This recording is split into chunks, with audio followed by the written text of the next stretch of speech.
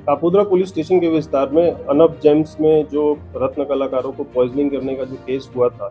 उसमें हमने 307 IPC attempt to murder का केस जो रजिस्टर किया था, उसमें हमने मुख्य आरोपी जो मेन अक्यूज्ड है उसको हमने पकड़ लिया है। उसका नाम निकुंज हितेश भाई देव मुरारी है। और घटना की वारदात ऐसी है कि इसने अपने फ्रेंड से 10 लाख रुपए का उधार लिया था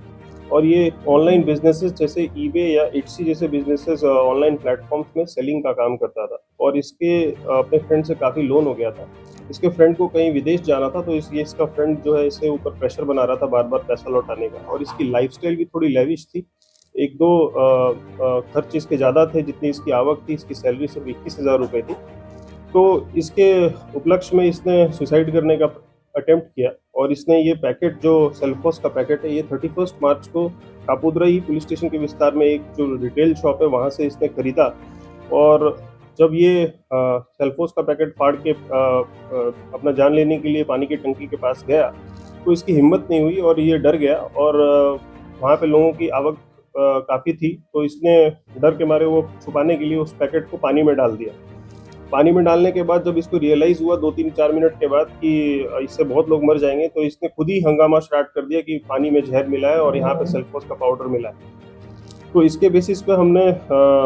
जो इसका पूरा स्टेटमेंट रिकॉर्ड किया और इसकी धरपकड़ की है। इस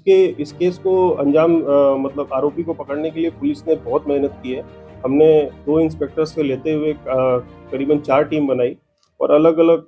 टीम्स से बेसिस पे हमने सीसीटीवी और भी तरीकों को इस्तेमाल किया इस केस को डिटेक्ट करने में।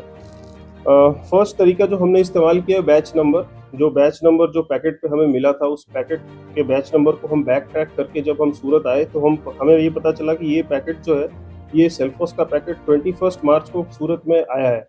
इस बैच के नंबर का पूरा जो पैकेट है। फिर वहाँ से डीलर से सब डीलर, सब डीलर से रिटेलर और रिटेलर से अलग-अलग शॉप्स पे हमने जब बैक ट्रैक किया तो हम शॉप को आइडेंटिफ़ाई कर पाए कि वो शॉप पे कब आया वो पैकेट। फिर वहाँ से भी हमने जब सीसीटीवी देखना स्टार्ट किया तो हमें ये पता चला कि ये आदमी 31 मार्च को ये पैकेट लेने आया है यहाँ पे। तो हमें वहाँ से भी ये लगभग क्लियर हो गया था कि यही इन्वॉल्व्ड है। उसके बाद इससे हमने सीसीटीवी देखा तो ये 31 मार्च को रात को 9 साढ़े 9 बजे उस शॉप पे ये पैकेट लेने आता है और गूगल पे से ट्रांजैक्शन करता है, तो उसका भी हमारे पास प्रूफ है कि इसने ट्रांजैक्शन किया है। उसके बाद दूसरी बात कि पहले तो हमें ये लग रहा था कि 1 घंटे का जो टाइम विंडो है, 1 घंटे का टाइम विंडो में किसी ने डाला और 1 घंटे में ये डिसॉल्व हुआ और ऐसा हुआ। लेकिन इसको हमने तपास करने के लिए हमने खुद ही ट्राई किया कि ये सेल्फोस का पैकेट अगर पानी में अगर हम डालें, तो कितनी देर में स्मेल आएगा और कितनी देर में ऐसा जो स्मेल जिसका बहुत ख़राब सा स्मेल होता है, वो कितनी देर में आता है। तो लोकल जो डी स्टाफ है उसने ये एक्सपेरिमेंट किया और उसने खुद ही पानी में पैकेट डाल के देखा, तो उसे पता चला कि मुश्किल से 3 या 4-5 मिनट में ये स्मेल बहुत बुरा स्मेल आना शुरू हो जाता है और चारों तरफ ये बात पता चल जाएगी कि ये इसमें कुछ डाला हुआ है इस पानी में। तो इससे जो हमारा 1 घंटे का जो टाइम विंडो था उसको हमने शॉर्टन अप किया, उसको हमने 10 मिनट का टाइम विंडो किया कि डालते के साथ 10 मिनट के अंदर उसके आगे पीछे के 10 मिनट के विंडो में ही किसी ने डाला होगा तभी, नहीं तो ये तो सबको पता चल जाएगी। और वर्कर्स का जब स्टेटमेंट हमने लिया तो वो जब सुबह 8 बजे पानी पीने गए थे, तो उनको पानी में कोई स्मेल या फिर कोई टेस्ट में खराब नहीं नज़र आ रहा था। तो 10 मिनट के टाइम विंडो में हमने जो उसके सीसीटीवी थे फैक्ट्री के अंदर, उसमें हमने ये चेक किया कि 10 मिनट में कितने लोग जो हैं वो पानी पीने जा रहे हैं और कौन-कौन वापस आ रहा है। तो उसमें हमने नैरो डाउन किया, टोटल 3 या 4 लोगों को हमने नैरो डाउन किया, उससे चारों से इंटरोगेशन की। चारों का मोबाइल हिस्ट्री भी चेक किया है हमने।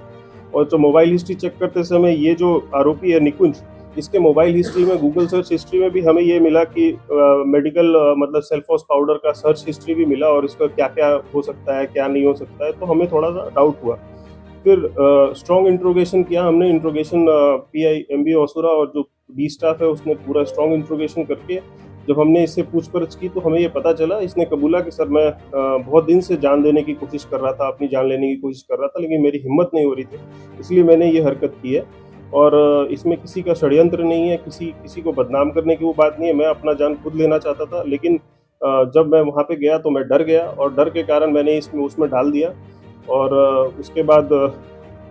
क्योंकि मुझे ऐसा लगा कि बाकी लोग मर जाएँगे, इसलिए मैंने ये हंगामा स्टार्ट किया।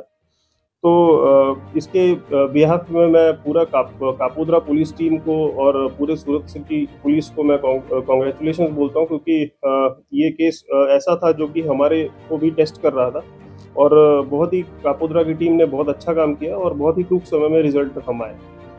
सर, ऐसा मामला कभी पहले सामने आया है कि किसी ने ऐसा करके लोगों की जान लेने की कोशिश की हो या अभी हम इस बात को रूल आउट नहीं कर रहे हैं कि किसी ने इसने जान लेने की कोशिश की है या नहीं की है, और इसका जो ट्रांजैक्शन स्टेटमेंट है और इसकी जो मूवमेंट हिस्ट्री है, वो सब भी हम आइडेंटिफाई करेंगे, किन लोगों के साथ ये उठता बैठता है, क्या करता है, किस तरीके का इसका है, इसका कोई माइंडसेट है कि नहीं, कि ये सिर्फ एक स्टोरी बना रहा है अपने आप को बचाने के लिए। हम किसी चीज़ को अभी रूल आउट नहीं कर रहे हैं, पूरा प्रॉपर इन्वेस्टिगेट करके ही हम कंक्लूजन तक पहुंचेंगे। लेकिन प्रिलिमिनरी इन्वेस्टिगेशन में ऐसा पता चल रहा है कि इसने अपनी जान लेने के लिए ये हरकत की है और इसमें ये दूसरों को मारना नहीं चाहता।